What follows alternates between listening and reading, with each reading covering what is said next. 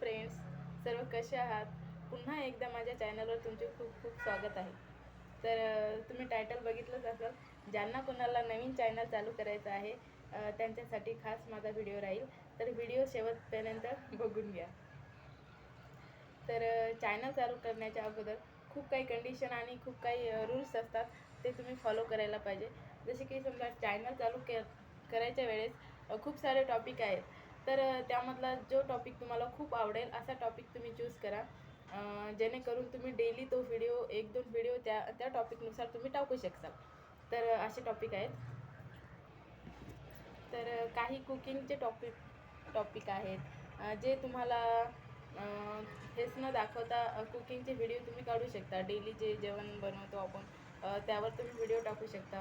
किंवा रील्स, ज्याला reels dance reels ते पण टाकू शकता. कोणाला चांगले गाणे बनवता येत म्हणजे म्हणता येत असतील ते पण तुम्ही टाकू शकता.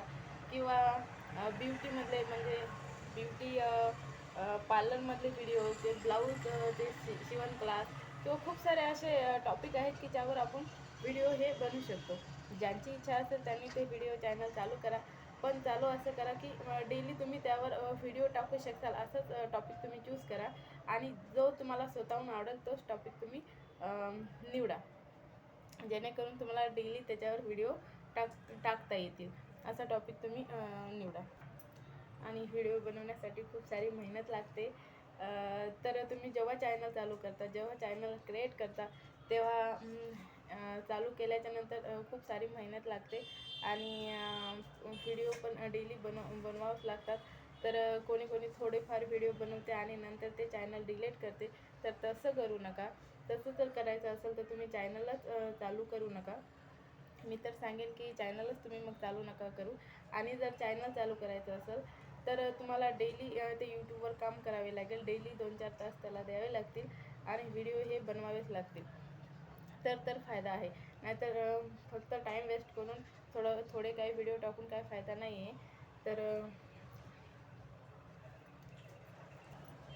तर व्हिडिओमध्ये जेव्हा आपण कंटेंट टाकतो ते हे आपले स्वतःचेच असले पाहिजे असे टाका.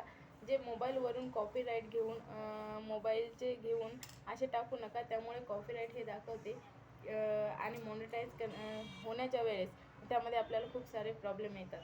जे रेग्युलर आहे, जे आपलं स्वतःचं आहे, ते जे ओरिजिनल आहे तेच टाका. आवाज वगैरे आपलाच टाका.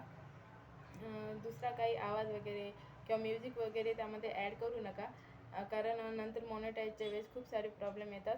तर ते डेली असते तेच आपलं डेलीचं टाकायला पाहिजे. जे हाऊसवाईफ आहेत, जे बाहेर वगैरे जाऊ नाही शकत त्यांनी तर चॅनल चालू केलं तर बेस्ट राहील.